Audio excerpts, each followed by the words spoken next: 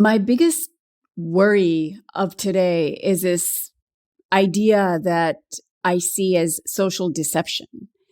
Very often it's a process by which wrong becomes right and right becomes wrong. It's completely a paradigm shift of opinions, standards, and morals that is achieved softly and subtly and often takes a generation to entrench into society, because there's a set of values that a generation is born with. And when that generation gets older, those values seem to dissipate over time and eventually go when that generation is gone.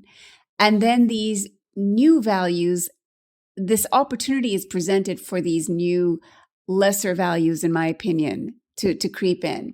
So today what we're seeing, all these ridiculous discussions around, can a boy be a girl and a girl be a boy, which I think is absolutely just a plot to misguide and mislead and to just be perverse in areas that are just absolutely unnecessary. But slowly they're working it in. They're working this idea that, oh, come on, it's normal.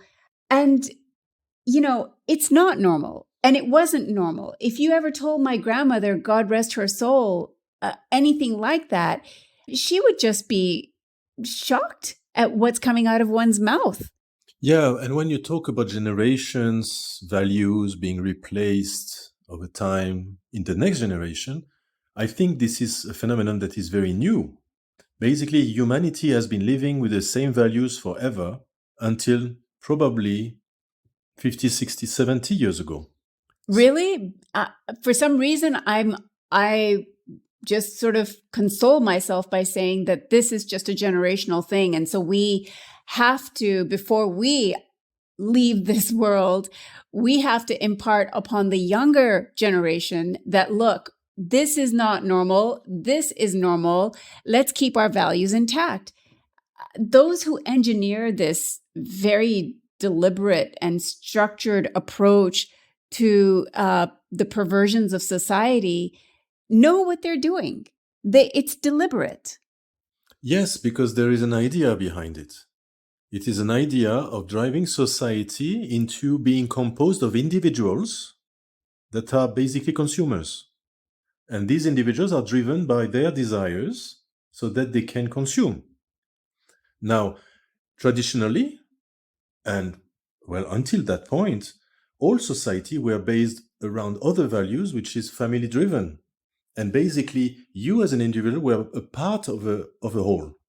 But what people aren't realizing is that these new ideas that are being introduced about, let's say, gender perversion or the types of abuse, self-mutilation that they're encouraging the youth to go through, and even some of the elder generations are towing this line and going along with it, are destructive to the family structure.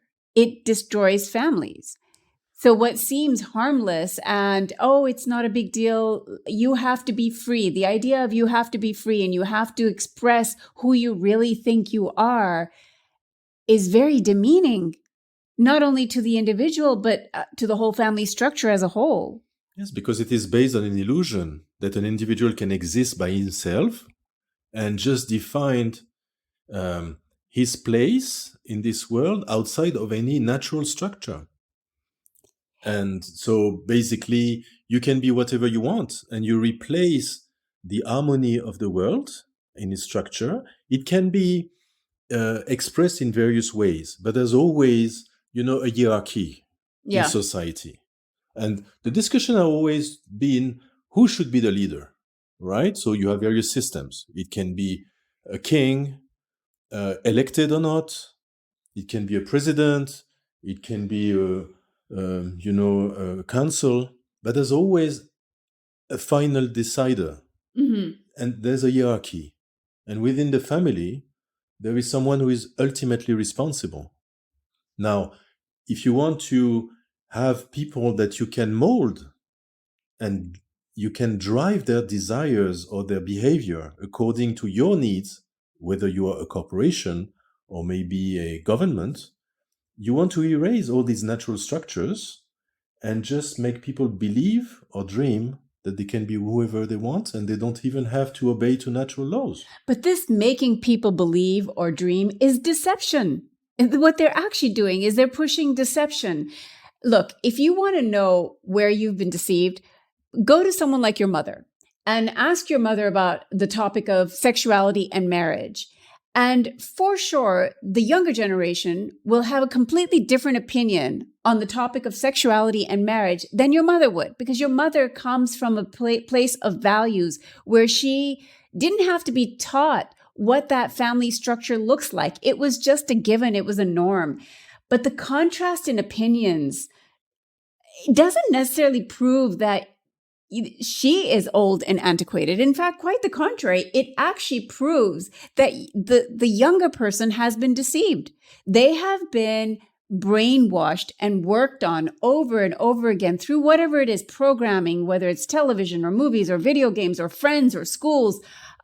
Where do you stop? Textbooks, library meetings, after school meetings, they're all designed in such a way to pull that younger mind towards their agenda rather than, enforcing and grounding them in this set of values that were just a given, but one generation ago. Yeah, it's true. It's because every system, every way we live, every social structure, it's always a trade-off, right? So you can always identify problems. There's a balance of things. So you have to give to receive. So in the name of the good, and this is a big trap, and this is one of the biggest trap that, let's say, the evil forces are using, is to use the love of the good in people in order to drive them astray. So convince them that all perversions are normal and you must love everybody with every perversion that they may hold. And if you don't, then you're a bigot of some sort. You're the bad person. Yes, because you can identify, let's say in the traditional family structure, first you put the fact of being socially active and visible. And the one who takes the decision is the one who has the fame, who has the respect, who has the love of the community. So you put this as a criteria. And then you look at the woman, and if you look it from the outside, you may notice that the woman influence within the traditional family is very hidden. Mm-hmm. It's major. She's the one driving everything. But she's leaving, let's say, the face of the family to the man for the exterior. Mm-hmm. Okay. So there was a structure, there was a system, and the system really was profoundly beneficial to all members of the family. Exactly. But if you put first as a criteria of success, being the face, being the one who supposedly decides, who has, ascribed to his name the decision and the power of making decision, whatever the influence is behind and the discussions within the family, you put this as the epitome of success and of being respected, of being a real person. And then you look at the condition of the woman who is invisible, in reality very active and making all the decisions, but the real power of the structure, but officially invisible. Mm-hmm. Because she had no need to be recognized necessarily on the outside. Exactly. She was respected because she's always the queen. My mom, and I know your mom too, were always the queens of the home. And the real deciders. And the real powers, yeah. But if you put as a criteria, this public face, you see, a person who has not such a recognition from the outside is a failure, then you can create an uneasiness in the woman. You can rile people up. Yeah, she may feel that is unjust. Yes. And this is the driver. Instead of recognizing that she has a place within a system, she will see, I'm lacking this side of the balance. So it's emotional control. It's a deception. It's a deception. Exactly. So I've come to this interesting realization about deception, and I'm seeing it in the course of my life, and it's just I'm floored by it. It starts with the shocker stage. right? So it's first shocking. It's like, oh my God, are you kidding? Mutilating your body to become the opposite sex? Come on, don't be crazy, right? So everyone's shocked and everyone just frowns at it and are just really, really traumatized by the idea. Then, of course, you move to the outrage stage. You're just outraged and you just want it to stop. Come on, stop that nonsense. Don't talk like that. And pretty soon, don't talk like that becomes a part of the discussion. Now people are engaging in the discussion of it. So it's no longer a shocker. It's no longer an outrage. It's now become a discussion. So you see how it's kind of softening up already? And the discussion then obviously is moved towards tolerance, because that's normally what discussions will do. They'll say, if you don't see it this way, you are intolerant. So you move it towards tolerance. You have to tolerate it because otherwise you're a bad person. And of course, once you start tolerating anything that is shocking and despicable and disgusting, it no longer becomes that in your mind, because if it does, then you're reminded that society will oust you, society will judge you, and society will reject you. So most people don't want to be rejected. So then it becomes acceptance. You have no choice but to accept. And of course, that next step, which is sort of like the top of the totem pole, is veneration. Now you're just applauding the people that are partaking in the abnormalities and the lack of values and the lower grade lifestyle. Because if you call it out for what you really believe it is and what your heart believes it is, you will be outcasted. Yes, this is a very big worrying sign of a kind of an end of our whole system of the past several hundred years in the West. And you can really draw a parallel between what's happening today and what happened with the end of Rome and the Roman Empire. Mm-hmm. On the 4th century, the emperor, the remaining emperor on the Constantinople, decided to become a Christian. And it was a movement that was very much rejected by most of the people at the time, because it didn't make sense, all these shenanigans between, Trinity, is Jesus God, not God, etc. This was a kind of wokeism of the time. But the authorities imposed it. And they actually removed from society and from social acceptance anyone who was against it.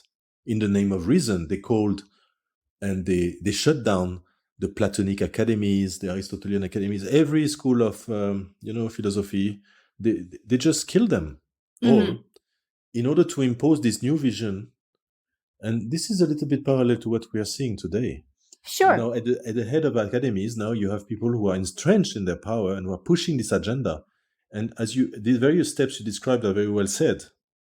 It's gradually getting more and more important until people are just unable to even defend an alternative point of view. And the formula is very clear.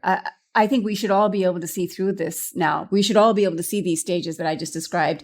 If I wanted to popularize the most unimaginable thing in our society, say like eating insects. Okay, you know where I'm going with this because this is already being introduced, right? So one would follow these steps. They would first select a forerunner to drop the shocking message on an unsuspecting public, right? Oh, it's okay. We shouldn't have problems with eating insects. They would announce it on radio, on television, in the newspaper. That is the shocker, the bombshell, so to speak. So now you've dropped that, hey, it's okay to eat insects, right? And so everybody has their reaction. You give them the time to have their moments of flipping out and feeling traumatized and feeling disgusted, right? And now you know that there's a timing to that, and you'll move into the next stage. Yes, exactly. I mean, this is playbook. Right. Standard. And that next stage is inevitably followed by this, which is the outrage stage, right? So the forerunner is abused and demonized by the bewildered public. Every respected leader in society comes out to slam the lamentable reprobate who dare suggest something so obnoxious as eating insects, right? So everybody's disgusted, all in the same go, and the forerunner defiantly defends the practice, right? So someone inevitably comes up. It could be a scientist, it could be a nutritionist, a food expert, right? And the critics come out even more strong. And the forerunner knows exactly what they're doing. They know exactly where this is headed. And they know this is all a part of the plan. So they're setting the agenda. And many people don't understand the effect of continuous exposure on the human mind to despicable thoughts. If you expose these thoughts, if you keep coming up with despicable ideas and keep putting them out there, at some point it starts normalizing. It starts becoming normal. And so, this idea now suddenly of eating the insects, which was just atrocious and just a abhorrent idea, is now coming into the discussion phase. Yes, this is really a power play by the food companies who want to find, ways to sell very. But it could be any gross topic, right? Yes. I just picked insects because I know that that's what's going on right now, and it's really despicable. But there's so many. You could choose any ridiculous topic that's not happening. Like, I can give you an example. Yeah. That is being, for the past years, brought up seemingly randomly, but is there in the background, and is, in my opinion, going to ramp up. It is cannibalism.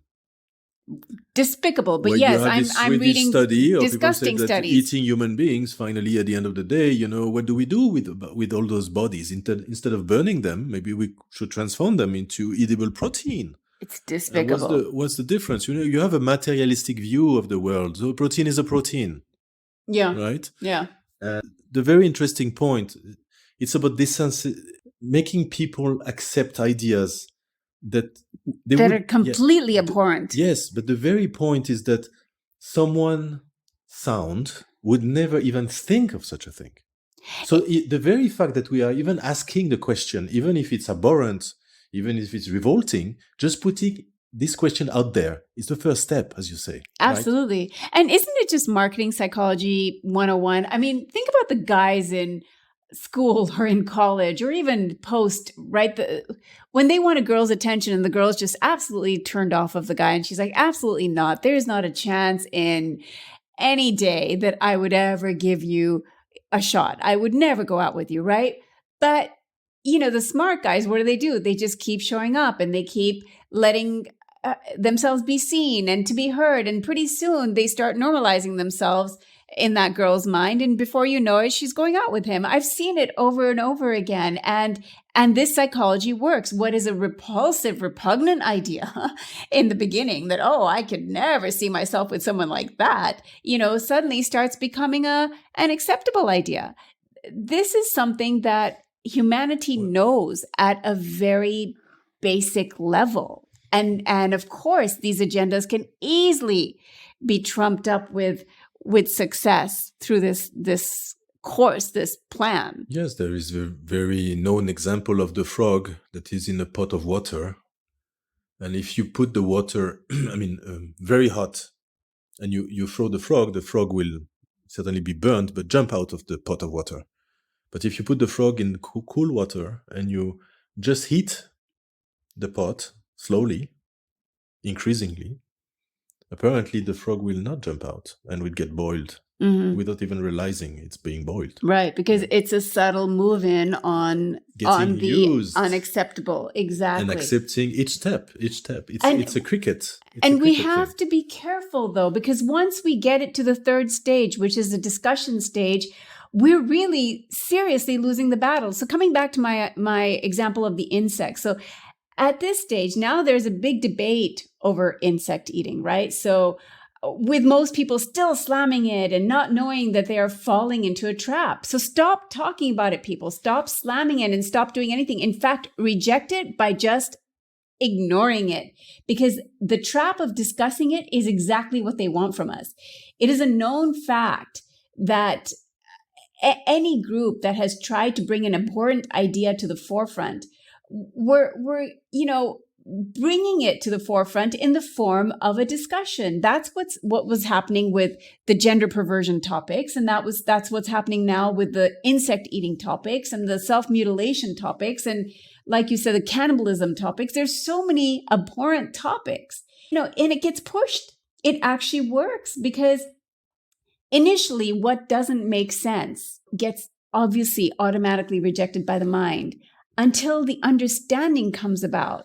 And that's where the deception starts working in and it starts seeing success.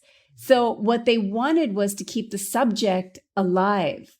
And when they get to the discussion phase, it now has wings. It's alive. And they know exactly what they're doing. The more people are exposed to the idea of this through discussion, the more it becomes less obnoxious in their minds. So look, it's a very well-known tactic of the mafia. Okay, if you go to someone who has a store and you say each month you need to pay me 10,000 euros every month so that you don't have an accident in your store, and you are really repulsed, and the guy say, no, 5,000. Oh, thank you very much. And I will pay the 5,000, right? Right. So in this case of insects, it's already lost because in the past years, they talked about eating insects, right? And they showed and they made operations in schools. I remember some videos I saw in the Netherlands where the teachers were given plates of cooked insects Sure. for children to taste, and you would see them picking an insect and trying to chew them. The point was not that. The point was to use insect protein inside their cooked junk food. Mm-hmm. And in the European Union, today, it is already accepted, it is legal, that in the junk food, in all these things you find in supermarkets of processed food, you can actually have insect proteins without even, letting the consumer know, which is a problem because if you are allergic to shellfish, you will certainly develop an allergy to these insects. But the goal was reached. The horror of having to pick up an insect and put it in your mouth was never the goal. The goal was to put it in your food, but not in an insect form, as a source of so-called protein. But people reject it as an agenda, right? People reject, oh, come on, what could they possibly gain by making us eat insects? Don't be ridiculous. Of course, there's no plan. You will eat insects, but it will be in your junk food, not in the form of cockroach or bee or whatever. It will be as junk foodish as usual, except it will be made of protein out of insects. For them, it is very beneficial. Of course, there's a lot of disease that are carried by insects. Of course, it's not proper for human consumption. And of course, it's good for the pharmaceutical and the medical industries because more sick people make better business for these companies and these agendas at the end of the day. And also, more sick people are easier to control. I mean, why don't people understand that it's not convenient for any of these agendas, these sinister agendas, to have you be healthy? So the more you become vegan and eat insects and do things that are not good for you, the better and easier it is for them to control you. But coming back to the next stage, of course, at this point, if the authorities are saying it's okay and they're having these discussions and some sides are still pushing back, but maybe not as hard.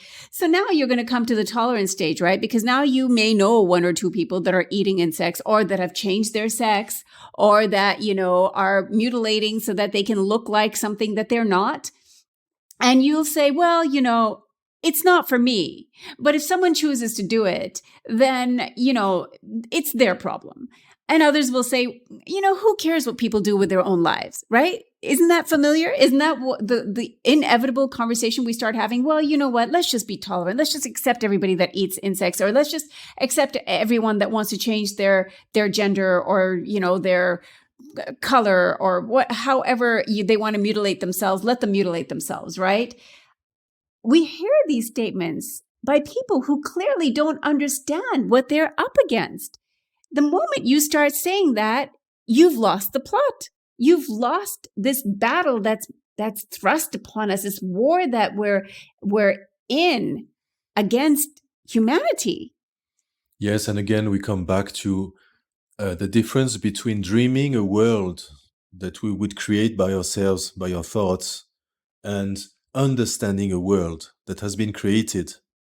And what our responsibility is in that world. By a creator who knows exactly what he's doing, has put an harmony. And if we break that harmony, or seemingly break it, because in fact he has over control of everything. So if we go against this harmony, we will pay a dire cost. And this is not immediate. And that's the very profound, teaching that I received in Damascus about the Rahmah, about the way that God is not immediately punishing you if you just break this harmony of the world. You may make a mistake and then go for years without having to pay the consequence. Oh, on the contrary, it starts making itself into the legal system, doesn't it? So like you said, the UN Human Rights Charter will now suddenly start including people that mutilate themselves as the right to do it at the age of 4, for example, right? Or activists are given a new pursuit now, like go after those people that oppose this. How could they? They're such bigots. Economic and travel sanctions will be used to twist the arms of nations that still forbid it. So you'll be vilified if you're a nation that looks down on it because it's not what God wants, or it's against God's mandate. Then we start hearing phrases like, we can't tell people what they should eat, or we can't tell people what gender they are. That is just so rude of us. The main purpose of this stage is to ensure that these perversions are legally accepted. So now once it comes to that, we have definitely lost the battle. Yes, but it comes again as a battle of opinions. It does.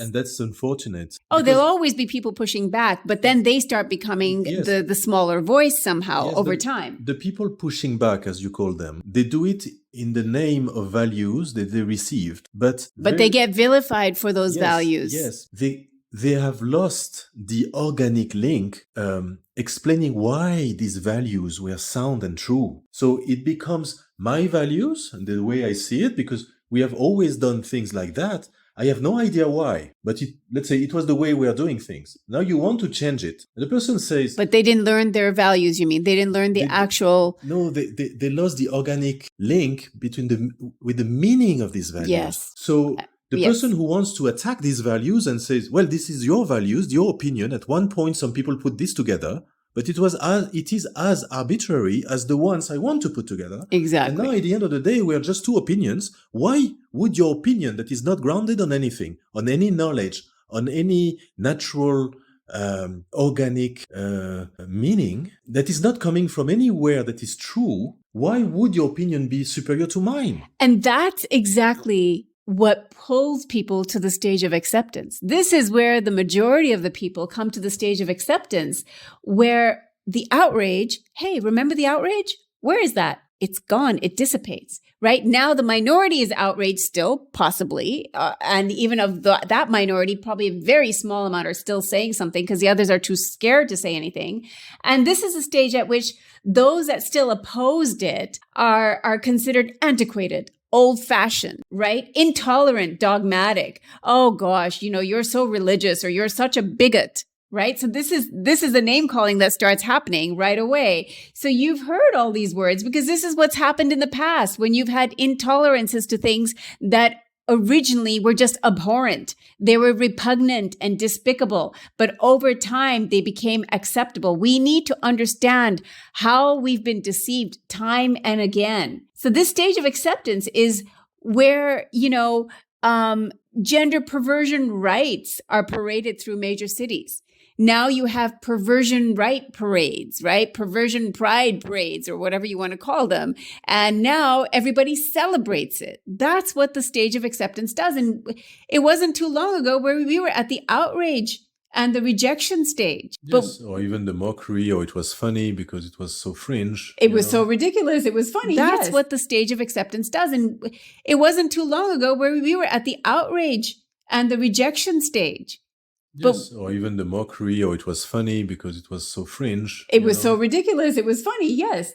And, then we're reminded that the same book, the scripture book, the Bible or the Torah or the Quran, forbade this, but also they forbade eating pork. They'll trivialize it, and because people don't understand why we are not to eat pork. Muslims don't eat pork. We know Jews don't eat pork, and there's a reason for it.